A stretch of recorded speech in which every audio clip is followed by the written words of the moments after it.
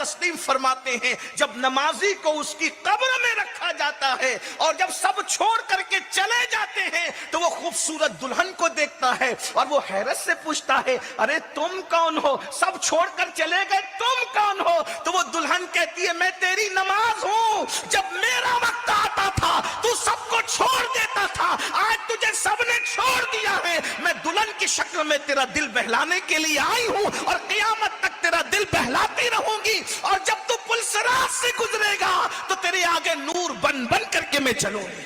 یہ نماز، آقا علیہ السلام فرماتے ہیں میں بے نمازیوں سے بیزار ہوں۔ حدیث اگر پڑھتے ہو تو سن لو، فرماتے ہیں میں محمد بے نمازیوں سے بیزار ہوں۔ آقا فرماتے ہیں بے نمازیوں کو بھیک بھی مت دو، بے نمازیوں کو زکوٰۃ بھی مت دو، بے نمازیوں کی صحبت میں بھی مت بیٹھو۔ اس لیے حضرت ابو ہریرہ کا ابو ہریرہ بے نمازی کی صحبت میں مت بیٹھنا، کیونکہ جہاں بے نمازی بیٹھتا ہے اللہ اس پر آسمان سے لعنت نازل کرتا ہے۔ فرمایا بے نمازی بدبخت بھی ہے، بے نمازی محروم بھی۔ زبان رسالت جسے محروم کہہ دے اس کو کون عطا کر سکتا ہے؟ آج کہتے ہو پریشان ہے، کیوں؟ محروم ہو گئے۔ آج کہتے ہو سب کچھ ہے مگر سکون نہیں ہے، محروم ہو گئے۔ آج کہتے ہو بچیوں کو رشتے نہیں، محروم ہو گئے۔ روزی میں برکت نہیں، محروم ہو گئے۔ بیماریوں نے گھر دیکھ لیا، محروم ہو گئے۔ بے چینی ہے، بے قراری ہے، اضطراب ہے، تڑپ ہے، محروم ہو گئے۔ یہ محرومی کیوں ہے؟ آقا فرماتے بے نمازی بدبخت بھی ہے، بے نمازی محروم بھی ہے۔ اور علامہ عبد الرحمن صفوری تو یہاں تک فرماتے ہیں کہ سابقہ آسمانی کتب میں یہاں تک آیا کہ بے نمازی پر بھی لعنت ہے اور اس کے پڑوسیوں پہ بھی لعنت ہے اگر اس کے بے نمازی پن سے وہ راضی رہے تو۔ اور اللہ فرماتا ہے اگر میں اپنی رحمت پر نظر نہ کرتا تو میں بے نمازی کی 7 پشتوں تک لعنت کرتا۔ غور فرمائے۔ اور آج ہمیں نماز، ہم تو سوچتے ہیں ارے نماز نہیں پڑھیں گے تو کیا مسلمان نہیں رہیں گے؟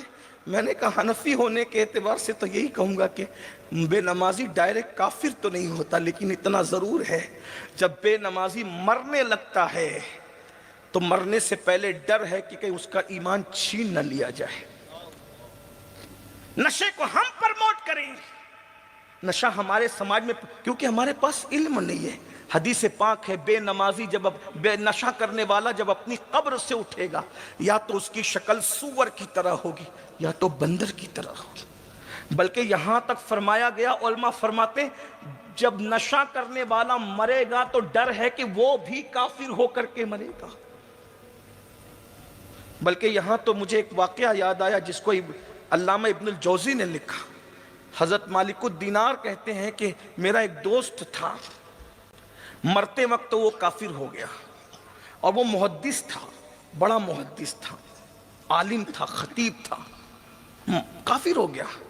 مجھے احساس تھا کہ یہ کافر عالم، علم والا محدث کافر کیسے ہوا؟ تو میں اللہ سے دعا کرتا تھا اللہ مجھے دکھا کہ وہ کافر کیوں ہوا اور کافر ہو کے وہ کیوں مرا۔ تو ایک دن وہ خواب میں دکھا کہ وہ جہنم کے عذاب میں مبتلا ہے۔ میں نے کہا سچ بتانا تو کافر ہو کے کیسے مرا؟ تو اس نے جواب دیا مجھے ایک ایسی بیماری لاحق ہو گئی تھی کہ جس کا علاج کسی کے پاس نہیں تھا۔ تو ایک عیسائی حکیم نے مجھ سے کہا اگر تو سال میں 1 مرتبہ شراب کا 1 کٹورا پی لیا کر تو تیری بیماری دب جائے گی، شفا تو نہیں ملے گا لیکن بیماری دب جائے گی، تکلیف کم ہو جائے گی۔ تو تکلیف کی کمی کے لیے میں سال میں 1 مرتبہ چھپ کر 1 کٹورا شراب پی لیتا تھا۔ یہ 1 کٹورا شراب سال بھر میں 1 مرتبہ بطور دوا پینے کی نحوست ہے کہ جب میں مرا تو کافر ہو کے مرا۔ جو بطور دوا شراب کا 1 کٹورا بطور دوا پی رہا ہے سال میں 1 مرتبہ، تو اتنا بڑا محدث کافر ہو کے مر رہا ہے۔ جو روز شراب پیتے ہیں، جو روز MD کا نشہ لیتے ہیں، جو روز طرح طرح کے نشے میں مبتلا ہوتے ہیں، ان کا انجام کیا؟ اور یہ نشے کی لعنت ہے، بیوی کو مار رہے ہیں، طلاق کی شرح بڑھتی جا رہی ہے، شوہر بیوی کا حق ادا نہیں کر رہا ہے۔ جو لوگ نشے میں نہیں ہیں وہ بھی نشے میں ہیں، اس لیے کہ شراب کا نشہ بہرحال نقصان دہ، دولت کا نشہ بھی نقصان دہ ہے، جوانی کا نشہ بھی نقصان دہ ہے، گناہوں کا نشہ، کوئی نشے کی اسلام اجازت نہیں دیتا۔ کسی کو گھمنڈ کا نشہ ہے، بیوی کو مارتا ہے پیٹتا ہے، علم نہیں ہے، اس کو پتہ نہیں ہے کہ بیوی پیر کی جوتی کا نام نہیں ہے۔ نہ بیوی سر کا تاج ہے، نہ بیوی پیر کی جوتی. ہم نے لڑکوں کو کہتے سنا، ارے پیر کی جوتی تو ہے بیوی، جب چاہے اتار دیں گے. یہ اسلام نہیں ہے. کس نے کہا بیوی پیر کی جوتی؟ اگر علم ہوتا. اسی لیے ہم لوگوں کو کہتے ہیں ٹی وی پر چلانے والوں، آپ کہتے ہو مسلمان طلاق